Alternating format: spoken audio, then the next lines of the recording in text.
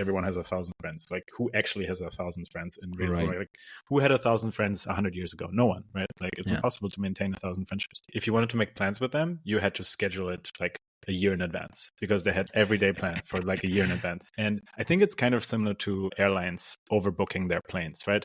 So there's always an expectation of something unexpected, which is people not showing up.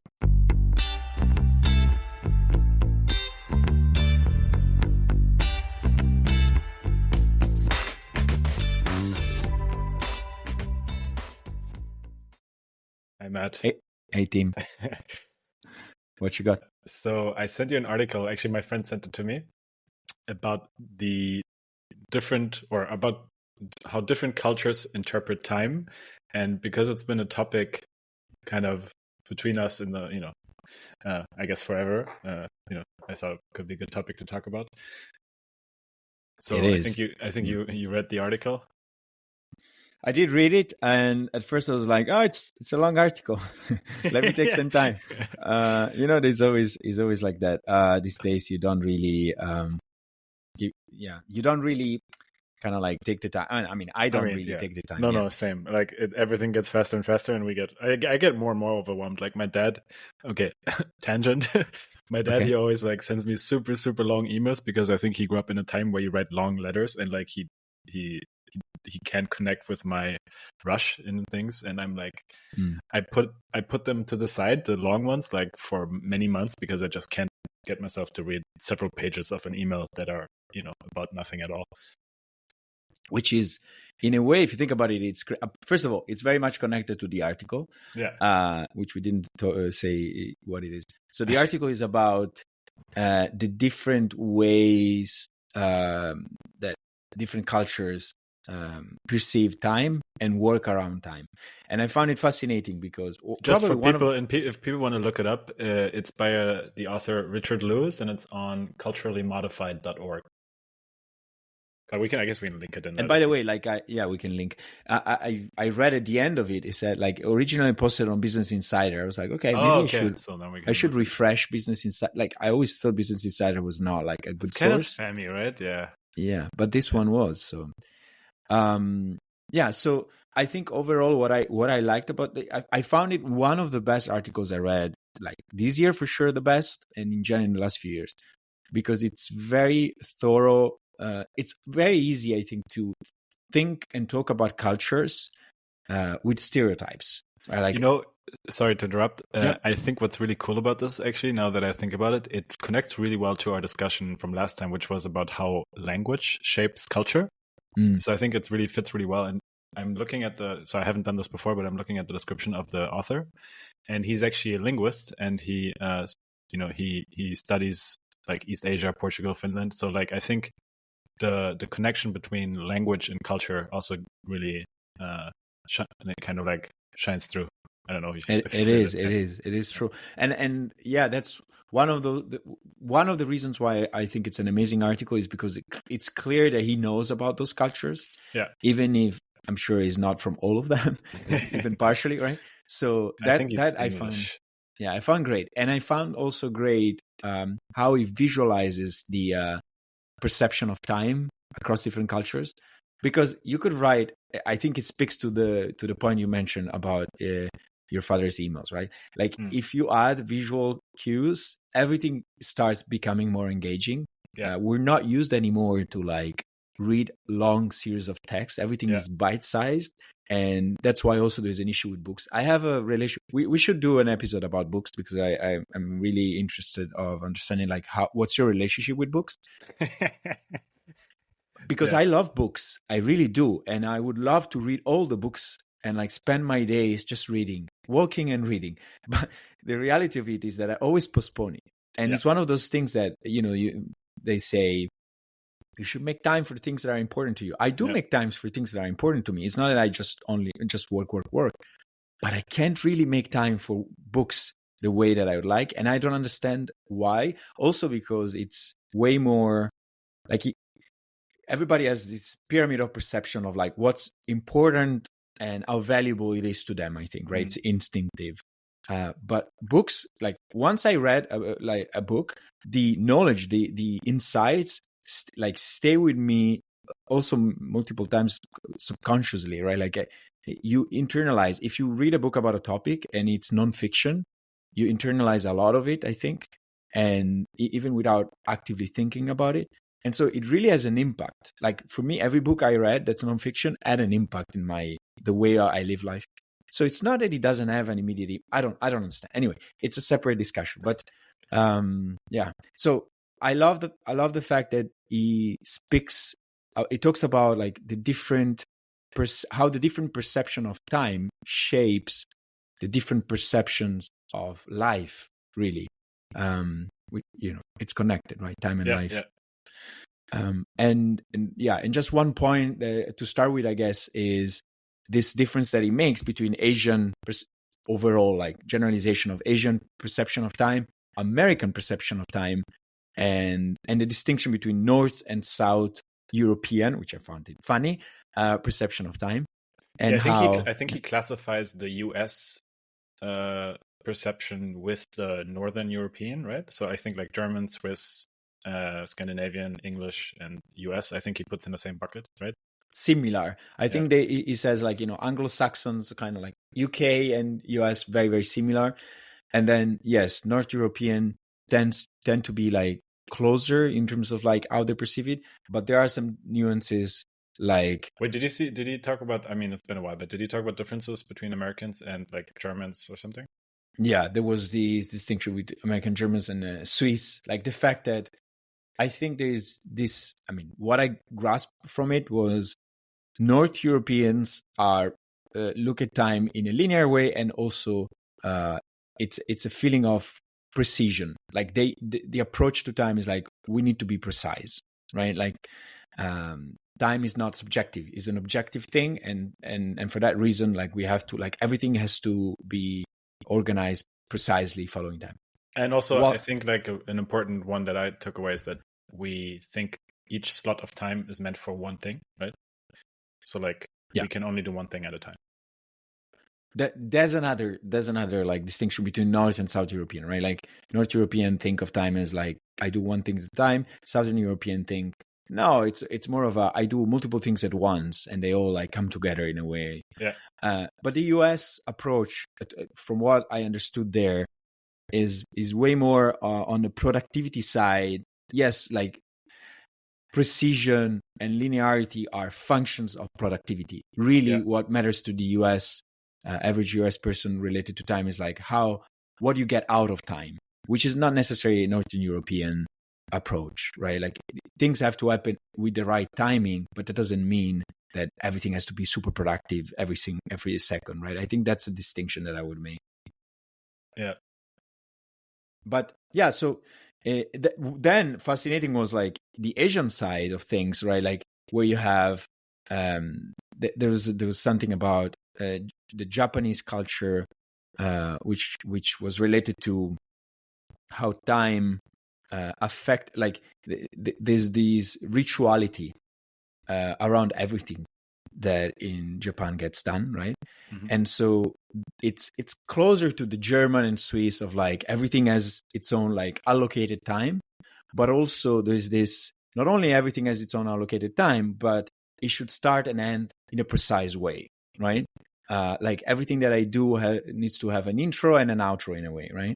And and so there was this, you mentioned like an example was business meeting in Japan. They always start the same way. There's this exchange of business cards, which felt outdated in a way.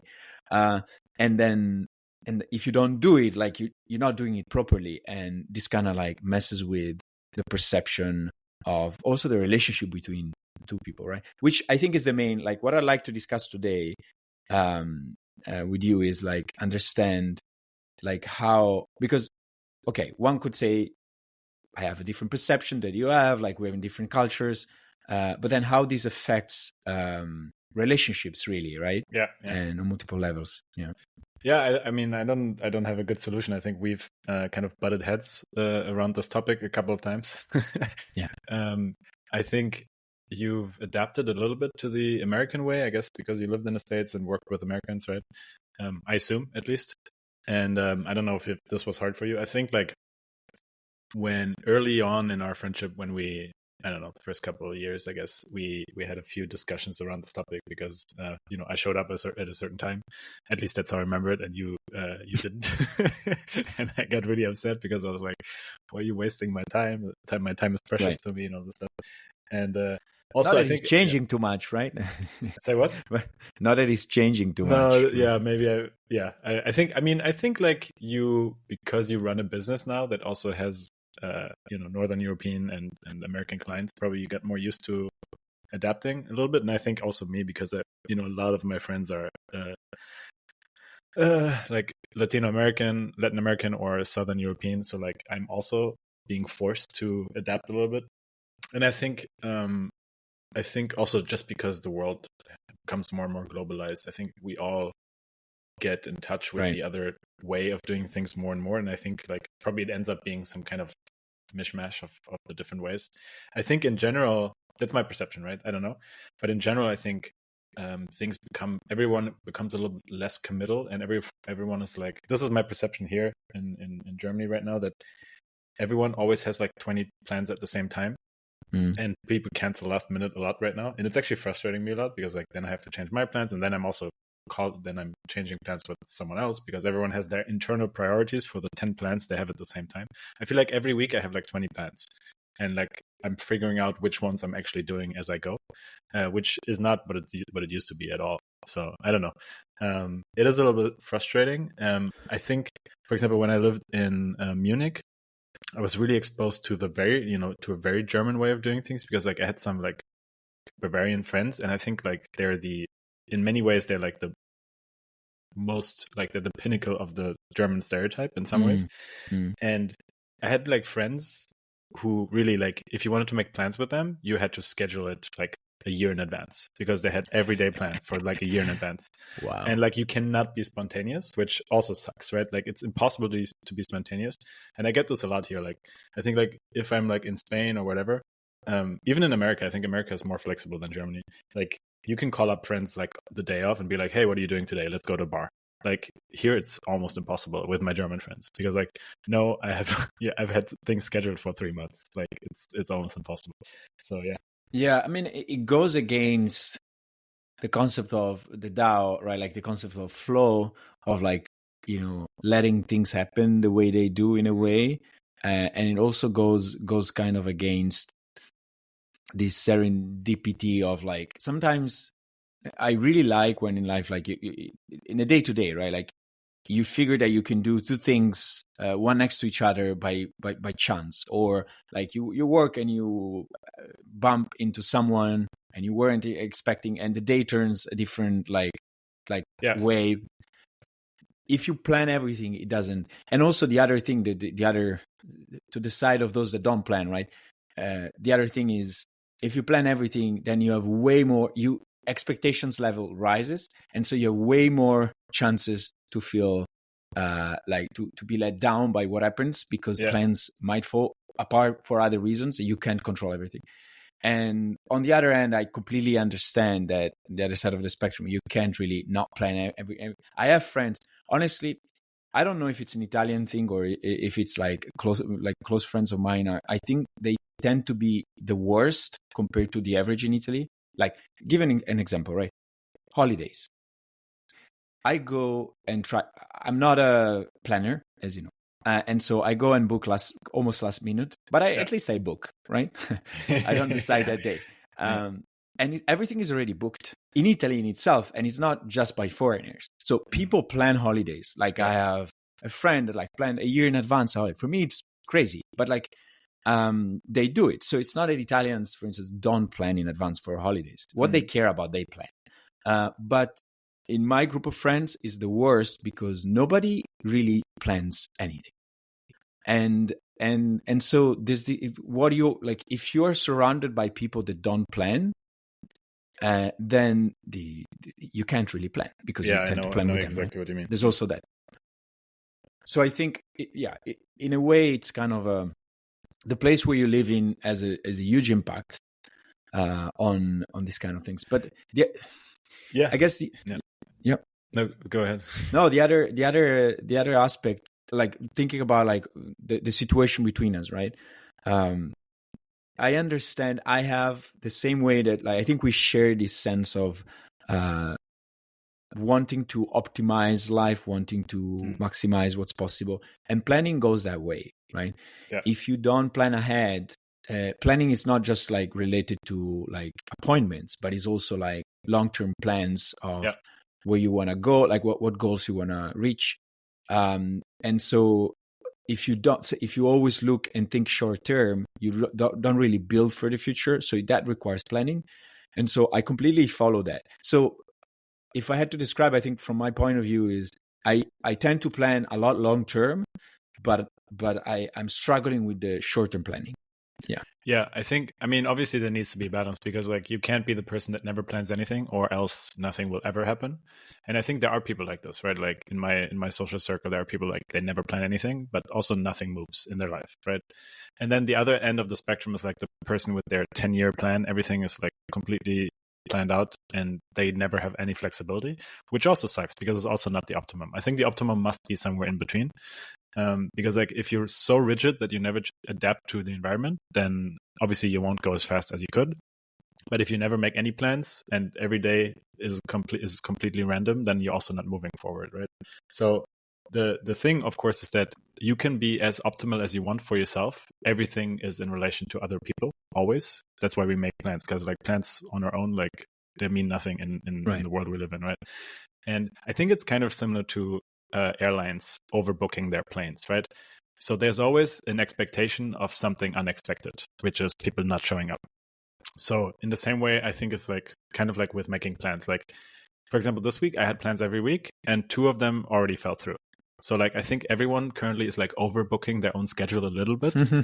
I think it's really like that. Like, and I'm doing it too. I'm like, okay, I'm keeping some things open, which makes it like, yeah, it's like overbooking your own calendar a little bit. And I'm maybe you guys do it more than we do, I don't know.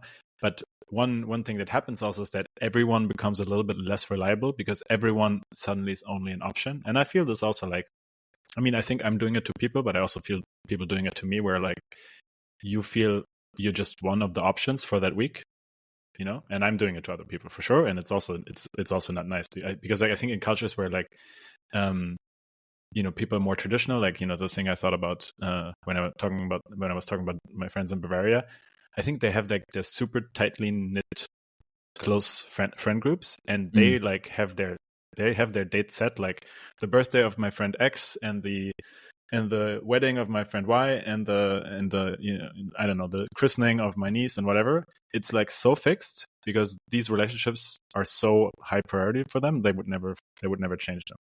And then I think, yeah. So I know, go ahead. No, it's just that, and then at the other end of the spectrum is like the fully opportunistic person that always like adapts to the newest shiny thing in their life, right? And like changes their plan according to that.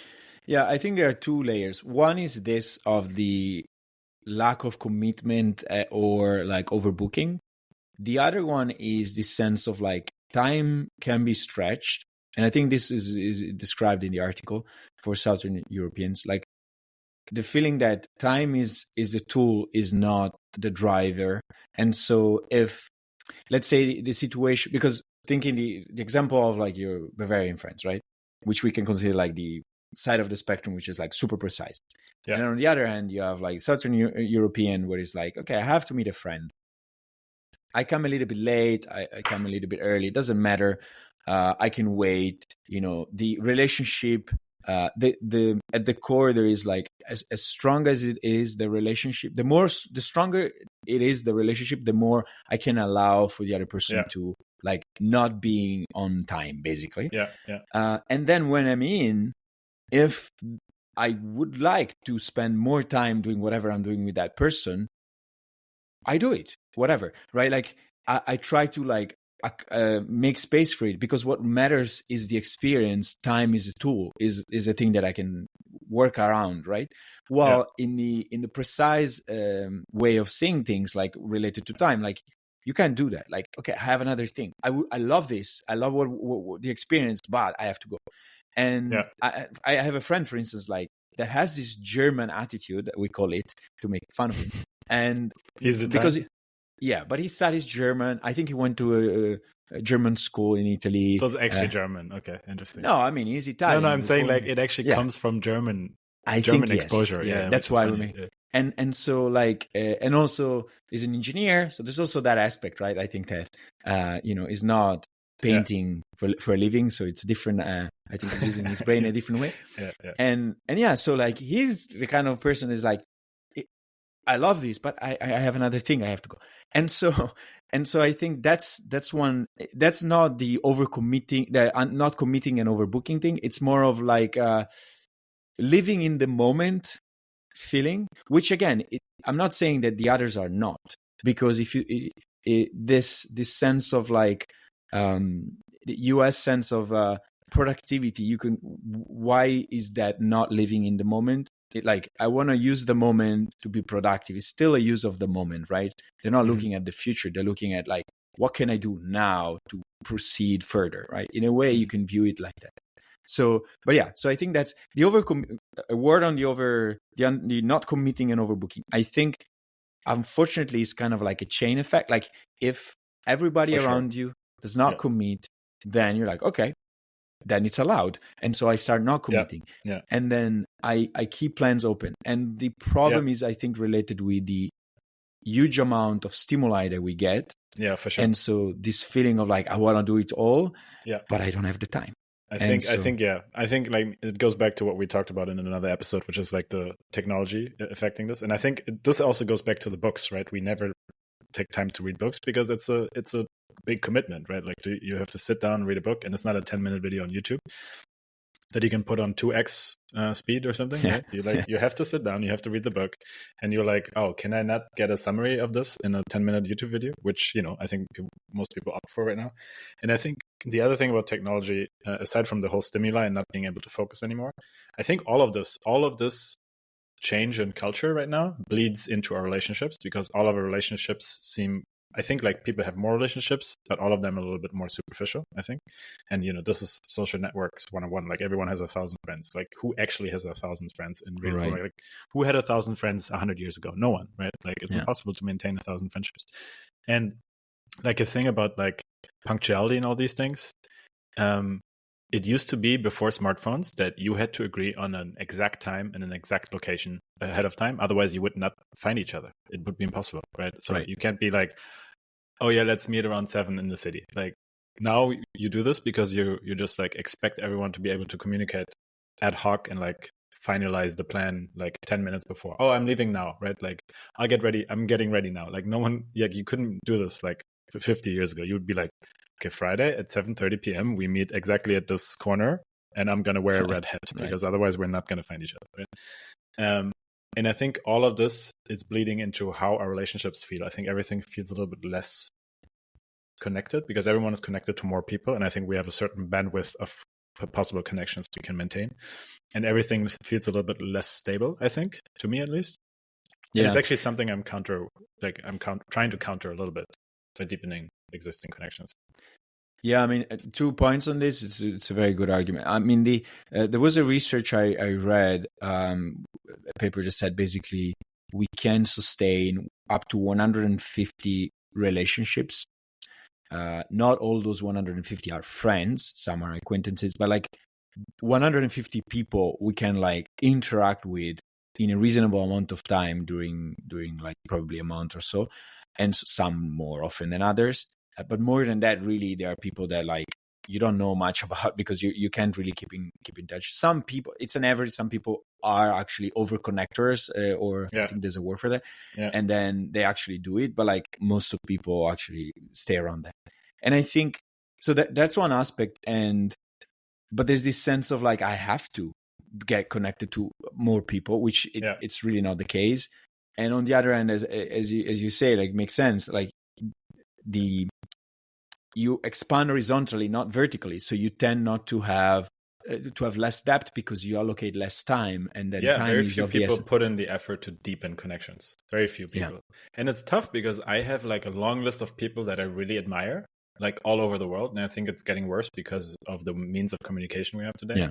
Like I mean, I think like you and I, we we were able to deepen our connection across long distances recently, just because we have projects together and so on.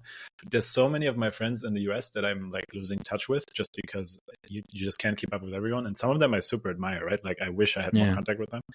And it's tough, right? Like sometimes I visit my friends all over the world. But it's like you just can't do it with everything.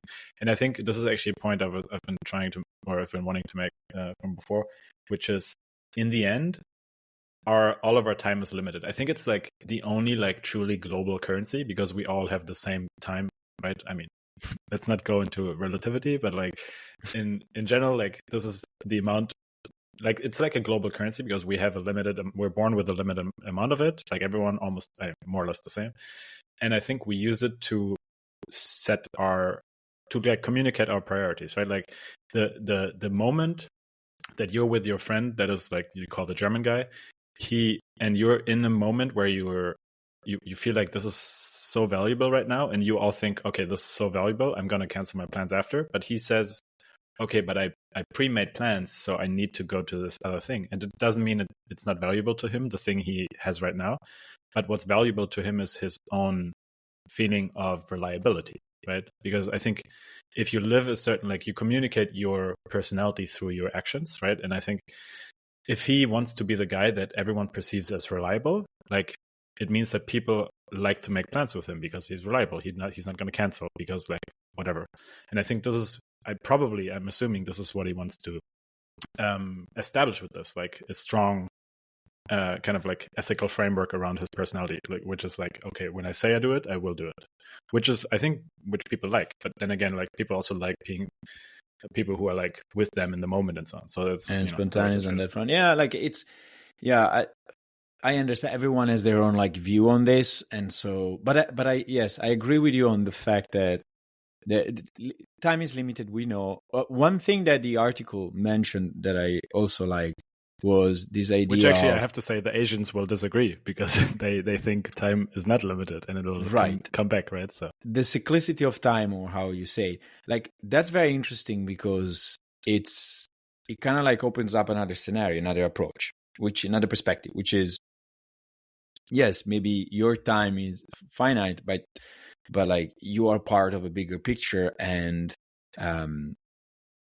ultimately you have to think so long term beyond your life, which by the way is something that the Western civilization, like societies, like don't really, they're like, it's not like, I think because we want to maximize our current life. And I think some Asian cultures, in particular like Buddhism and so on, I think they think about their rebirth also. So they're like, let me do some things that will be good for my next life and not just this life. Yeah, but I don't know if it's only religious, because in a way, there's this concept of like, family meaning an extension of you. So like they continue what you left off. And I think that maybe comes from religion, comes from like the culture, but it's an interesting view, because unfortunately, I don't want to get political, but unfortunately, the word, it's kind of like governed. I mean, the side of the world where we live, and a bit more of that, is governed by Western approach to living, right? And this translates. I don't know if we can say that. Like we're just in our bubble, so we don't know how much of the world actually. Well, the side where we live in, for sure. Yeah. And a bit more probably, because there are unfortunately wars that are started by. Anyway, so but the main point is that I want to make across is this that what's happening is that by imposing in a way, or like influencing parts of the world with this view, then there's a lot of choices that have been made also related to the planet, right, which are short-term viewed, because they're like, they're not thinking long term of like, what happens if I do this now? In my lifetime, nothing. Maybe my children either. I don't worry about the rest. And I think, that's one aspect. And there are others, economic on the planet related to. So I think those things kind of like speak about like what's happening, kind of like shows a hidden truth in a way in the Asian way of culture of like seeing time. Because things don't go according to plan, and maybe the expectation was that some things were actually not approaching so fast, some changes on, climate related or anything, and they're actually going faster because you can control all these things, right? So in a way, it's like the karma concept. Like you better do right on the first attempt, or like think for good long term, instead of saying, I think short term and then we'll figure it out, because it bites you back probably way faster than one thinks.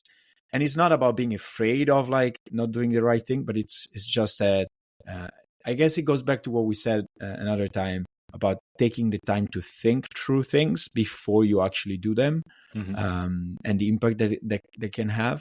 And I see it in myself. Like I think long term, but honestly, I think long term on my life, and not really beyond that. Yeah, and that's kind of no, for sure, room for improvement.